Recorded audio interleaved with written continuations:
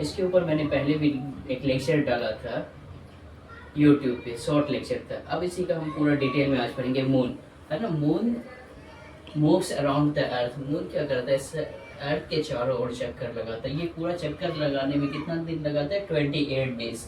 और only natural satellite the earth, earth के पास एक मून नेचुरल सैटेलाइट है, इसके अलावा और कोई नेचुरल सैटेलाइट नहीं है।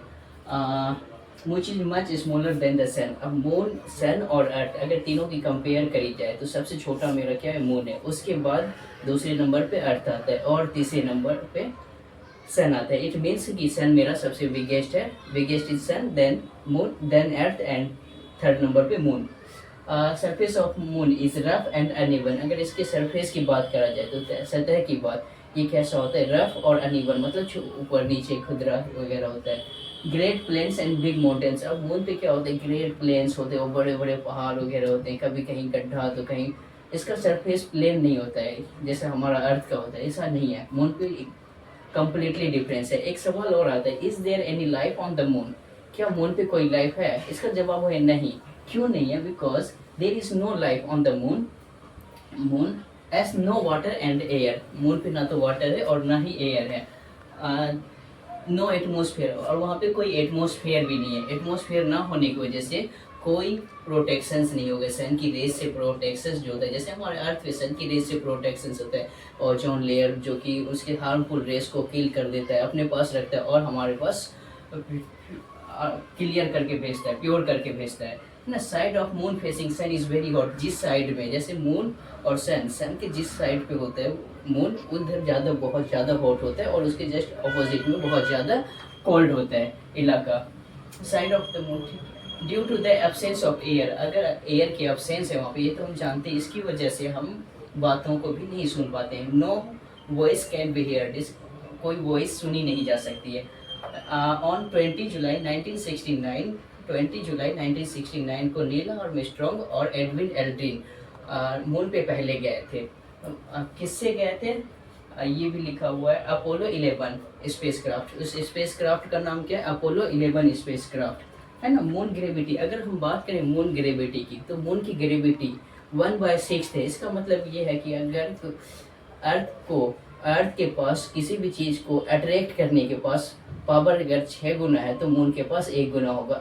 इसको हम दूसरे तरीके से और कह सकते हैं कि अगर हमारा वजन यहाँ पे 6 किलो है तो मून पे कितना हो जाएगा, 1 केजी हो जाएगा। इट मीन्स अगर मेरा वजन यहाँ पे 60 केजी है और वहाँ मून पे कितना होगा, 10 केजी। इस तरीके से है, ग्रेविटी कम होने की वजह से। अर्थ मून पुल ईच अदर। अर्थ और मून आपस में क्या होता है, एक दूसरे को पुल करता है, जिसकी, और यहाँ पे एक चीज़ है कि मून के पास कम पावर होती है अट्रैक्ट करने की, अर्थ के पास ज़्यादा होती है। लेकिन ये मून के पास जो कम पावर होता है ये बहुत ज़्यादा वीक होता है। लेकिन एक चीज़ है कि ये स्ट्रॉन्ग बहुत ज़्यादा होता है। किसके लिए? टाइड्स बनाने के लिए, समुद्रों में जो लहरें होती है उसके लिए बहुत ज़्यादा इफेक्टिव होता है, बहुत ज़्यादा पावरफुल होता है। It means rising of water. समुद्र में होता है ना पानी, ऊपर नीचे लहरें बनती है, किसकी वजह से बनता है? सन के अट्रैक्शन की, सॉरी वो मून के अट्रैक्शन की वजह से होता है। सभी अभी ना, और वहाँ पे थोड़ा सा वाइट बोर्ड है, इसकी वजह से हमें बार बार मिटाना और पड़ता है, फिर से लिखना पड़ता है। तो चलो अब हम आगे आते हैं। Moon and its tide. Moon और टाइड हम सभी जानते हैं। 3rd 4th में earth is covered by oceans. इसका मतलब ये कि 75% अर्थ पे क्या है, पानी से घिरा हुआ है। मतलब हाँ, 75% की क्या है, पानी से घिरा हुआ है, 25% ही हमारा लैंड है।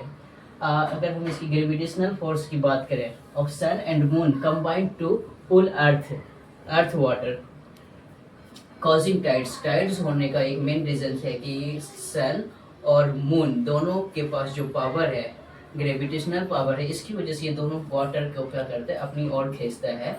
और इस यहाँ से कॉजिंग किस चीज़ की करती है? टाइड्स। टाइड्स बोले तो लहरें।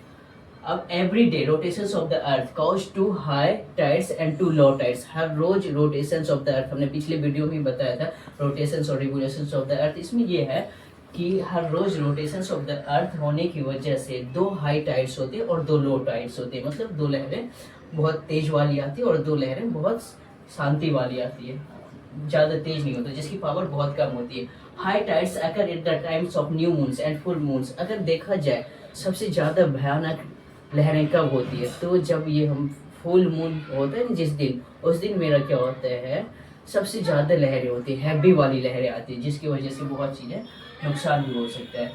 We can see moon on the sky by the sunrays. हम जो आकाश में मून देखते हैं, है ना, मून देखने देखने के लिए हमें किसी भी चीज ऑब्जेक्ट को देखने के लिए हमें सबसे पहले लाइट की ज़रूरत पड़ती है, और ये जो सन की लाइट होती है मून पे पड़ता है, इसकी वजह से ये विजिबल होता है और देख पाते हैं। एक चीज़ और है कि मून के पास खुद की लाइट नहीं है, इसके पास किस चीज़ की लाइट है, सन की लाइट है, जो हमें रात में विजिबल, चांद में रात में दिखाई देता है ना। क्या चांद के पास खुद की लाइट है? नहीं, चांद के पास खुद की लाइट नहीं है, चांद के पास सन की लाइट है, जिसकी वजह से हम उसको आसानी से देख सकते हैं। When moon lies between earth and sun, the side facing darkest, we cannot see it all, called the new moon, है ना। जब मून और अर्थ के बीचों बीच चांद आ जाता है, तो उसकी वजह से हम मून को पूरा नहीं देख पाते। कभी कभी शेप का होता है ना, हाफ मून होता है, मून राइजिंग वाला होता है, ये इसी वजह से होता है। सन और अर्थ इन दोनों के बिटवीन में आने की वजह से, मून के आने की वजह से ये हमें छोटा साइज दिखता है। लेकिन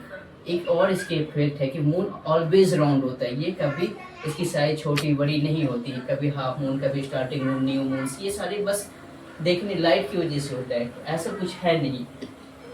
हाँ, when moon is far side from earth from sun, है ना, सन और अर्थ से जब दूर होता है moon, we see all side it lit up, तब हमें ये पूरा साइड दिखता है, call it full moon, इसको हम क्या कहते हैं, फुल मून। जब हमें चांद पूरी राउंड टाइप में दिखे तब हम इसको क्या कहते हैं, फुल मून।